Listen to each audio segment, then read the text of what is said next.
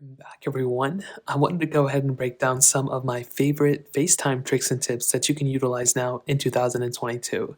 Now that iOS 15 is now in its, not in its infancy anymore, we should have a lot more capability within this specific application. I use FaceTime a lot, and there's actually some really cool things within this. So I did go ahead and create a brand new FaceTime link, and I'll go and just now I did just go ahead and create a brand new FaceTime link, and I'll go ahead and join it.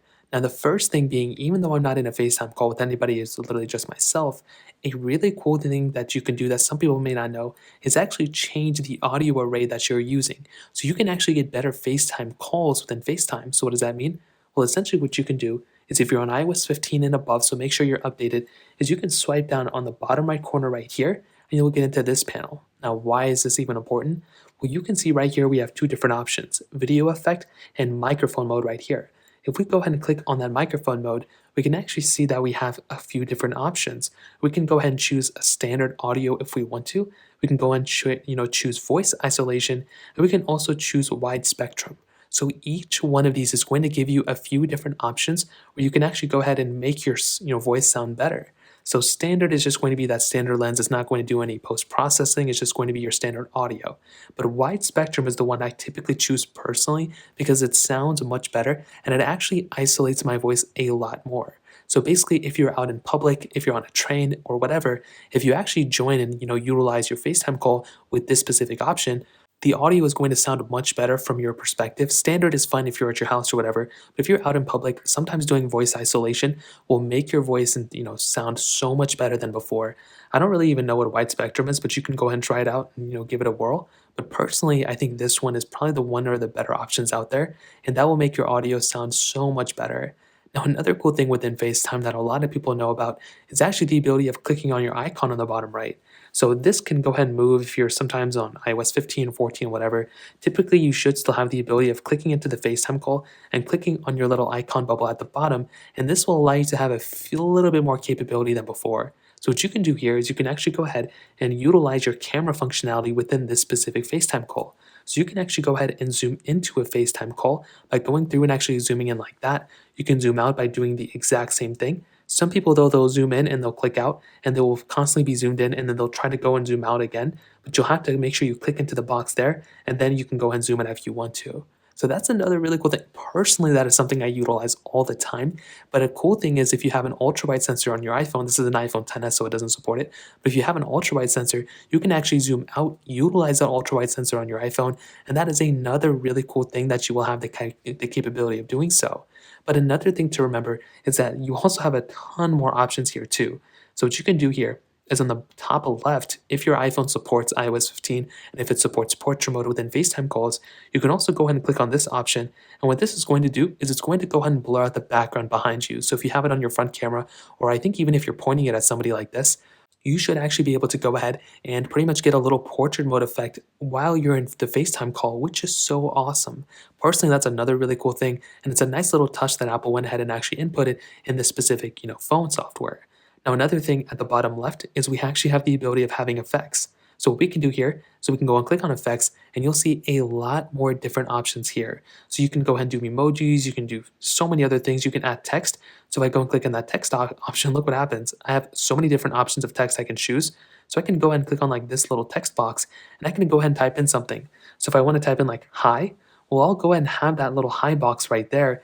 I can go and hold it down and I think move it around as well. And I think that'll be stagnant. So it'll just be in that FaceTime call. I don't know why you want to use this one, but if you wanted to go ahead and have your name like in the top right corner or something for a FaceTime call, well, you can go ahead and do that. And that's another really cool thing. You can always click into it. And I think you can always delete it by clicking the X button right there. And there's a lot of different cool things down here too. And I think you can go ahead and add more things to the App Store as well. And that's really awesome. You can also go ahead and zoom in this way by holding it down here, and you can zoom in that way too. So that's a really cool panel. And with iOS 15, it's actually gotten a little bit better.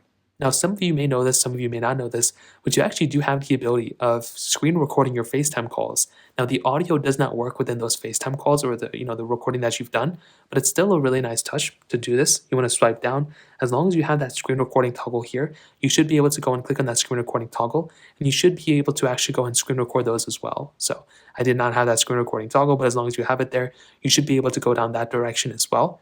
But one of the coolest things within FaceTime now is the ability of sharing our screen and utilizing SharePlay. So to do this, what we want to do, I'll go and hop out of this specific call right there. We can go and make our way over to our iPhone settings right here. And once you're in your iPhone settings, you want to scroll down until you see FaceTime. So here, there are tons of different options within here. You have a lot of different things. So starting from the top, we have FaceTime enabled. Right here is this new Share Play option. If you don't see this here, it's because you're not on iOS 15. So make sure you're on iOS 15. And once you're there, you can click on it and you want to just enable the Share Play option. What this is going to do is it's going to, like it says right here, it's going to give you the ability of watching shows, listening to music, and a ton of other things too, which is so awesome. Now, I would also recommend probably configuring this to whatever way you want it to. You can enable this eye contact thing, which can be a little freaky. You can enable speaking, so when you're, speaking in FaceTime calls or anybody speaking, it'll go ahead and, automatically increase or decrease the size of their thing.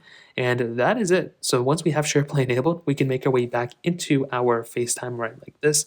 We can click right there. And once we go ahead and actually get back into the call, click done. So once we go and make our way back into our FaceTime call, on the top right, we should be able to see this this little like person in front of a computer thing. Now again, if you don't see this, you're not on iOS 15, so make sure you go and click here. And once you do that, you should be able to see this new option that says share my screen. You may also see something that maybe says like share audio if you're listening to music. You should be able to probably show that here too. So all you have to do here is go and click on share my screen. It's going to count down from 3, so it's going to do 3, 2, 1. And now you're going to actually be able to go ahead and share your screen. So now whatever you do here, if you see on the top left corner, that little purple icon, that means you're sharing your screen. So now if you're demonstrating something on your phone or whatever, well, you can actually go ahead and demonstrate whatever you're going to do on your phone like this. And that's it. Whenever you're ready and done, you can click there. You can probably go and open up FaceTime like this. And that's it. That person on the other end should be able to go ahead and see your FaceTime call like that. And they should be able to see your screen. Whenever you want to stop sharing your screen, you can go and click on that icon right there that just went away, and they will no longer be able to see your screen. You can also go and click right here and enable your FaceTime video call like that, and it'll go and open up your FaceTime video like that too. Now, let's say at the end of it, you want to go ahead and just, share your link out to join a FaceTime call, from somebody maybe who has an Android or is on a Windows or a Chromebook.